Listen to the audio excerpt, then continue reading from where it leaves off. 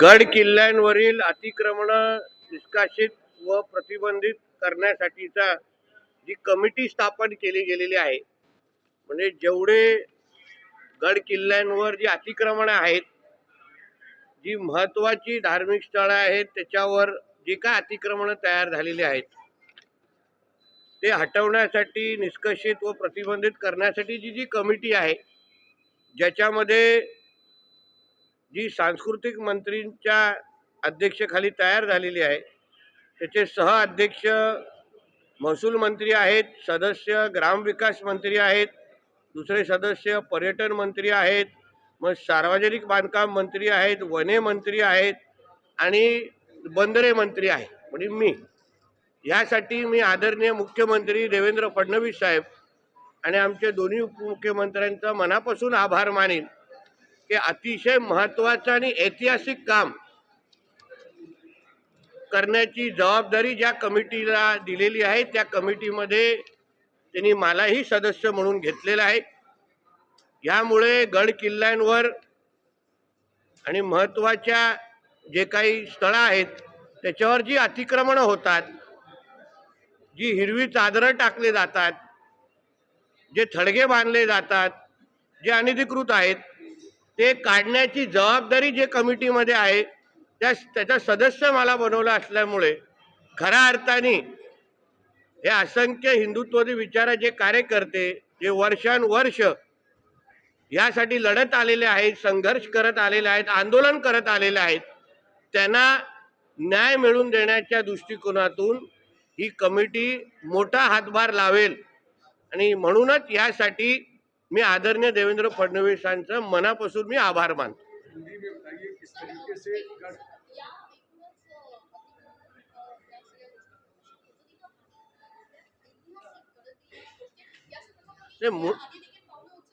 मुळामध्ये आपला इतिहासात पुसण्याचं काम या अशा पद्धतीचे अतिक्रमण करण्याचे जे लोक आहेत, जे जिहादी मानसिकतेचे जे लोक आहेत, ज्यांना छत्रपती शिवरायांपासून एकंदरीत हिंदवी स्वराज्याचा जो इतिहास छत्रपती शिवरायांनी घडवला त्याला पुसण्याचं काम हे अशा पद्धतीचे थडगे उभे करायचे, पाहिजे तिथे हिरवी चादरे टाकायची आणि त्याच्यामुळे आणि तिथे मग आपले कार्यक्रम सुरू करायचे आणि मग सांगायचं आणि मग कोण काढायला गेलं तर तिथे मोठा तिथे सगळे आजूबाजूचे सगळे जमा होतात. म्हणून ह्या सगळ्या गोष्टी आता आमचे सगळे गड किल्ले जिहादमुक्त करण्याचे एक चांगली जबाबदारी या कमिटीवर आले असल्यामुळे या संधीचं सोनं आम्ही निश्चित पद्धतीने करू. हा संपतो मग येतो.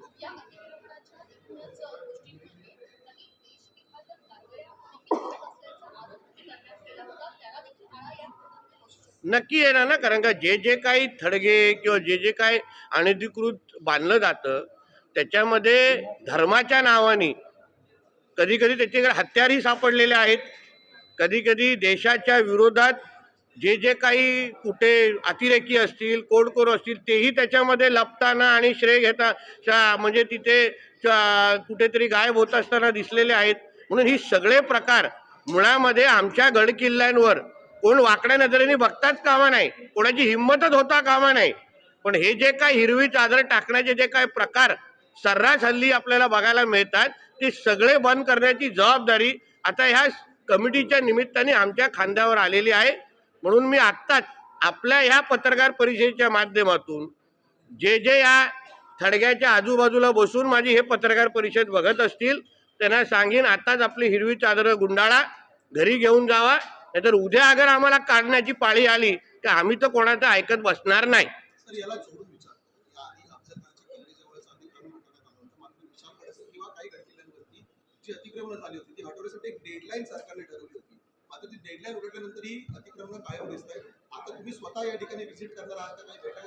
आम्ही जे करू ते आमच्या पद्धतीने करू आणि तुम्हाला न सांगता करू असं आहे. खरं आम्हाला जे करायचं आहे ते मीडियासाठी करायचं नाहीये.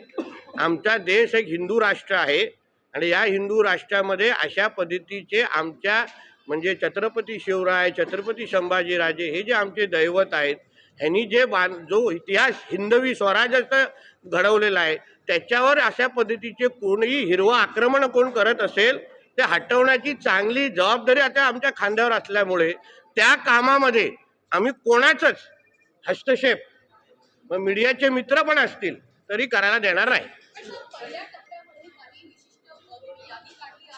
आम्हाला तोंडपाठ माहिती आहे. आमच्यासारखा हिंदुत्ववादी कार्यकर्त्यांनी आम्ही असंख्य आंदोलनं केली, हिंदू सकल मोर्चे काढले, लँड जिहादचे असंख्य प्रकार, हिरवी चादर टाकण्याचे असंख्य प्रकार मला तोंडपाठ माहिती आहेत. म्हणा आता उद्यापासून ऍक्शन सुरू.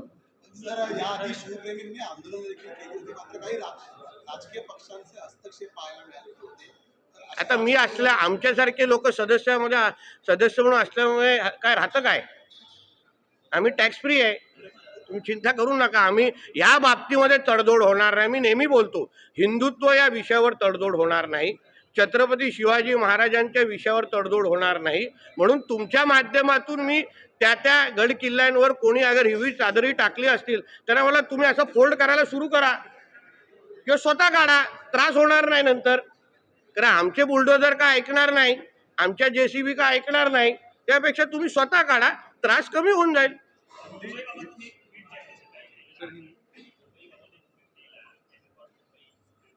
तर मुंबई बाबत केलेलं ट्विट हे कोणाला अमान्य हे सांगा ना. मुंबईचं DNA मुळात हिंदुत्वाचं आहे. मुंबई आय लव्ह महादेवलाच मानणार आहे, इथे दुसरं कुठलंच आय लव्ह चालत नाही. कोणाचेच लाड आम्ही सहन करत नाही. म्हणून जे सत्य मुंबईचं आहे, Mumbai is equal to Mahadev, म्हणजे मुंबई लव्ज महादेव स्पष्ट आहे.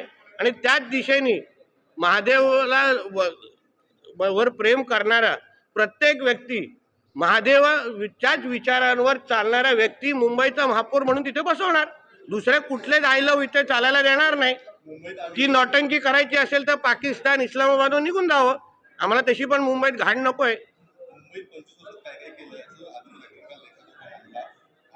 हो, बांगलादेशी वाढवले, रोहिंगे वाढवले, त्यांना आधार कार्ड करून आपलं मतदान वाढवलं, त्यांना अनधिकृत पाण्याचं कलेक्शन दिलं, त्या BMCच्या जमिनींवर 4-4 फ्लोअरचे मदरसे बांधले, त्याच्यावर अनधिकृत मस्जिदी बांधली. त्याच्या पण जरा 4 तासाचं प्रेझेंटेशन करायला सांग ना त्याला.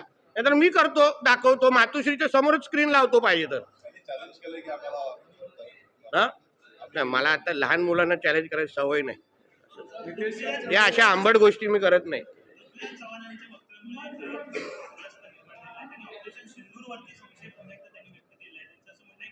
अरे एवढेच पृथ्वीराज चव्हाण साहेबांनी जरा 2014ला इलेक्शनच्या वेळी लक्ष दिलं असतं ना, खूप विषय वेगळे झाले असते. असं आहे. म्हणून त्यांना सांगा की आता काय हातातून सगळे निघून गेलेले विषय आहेत.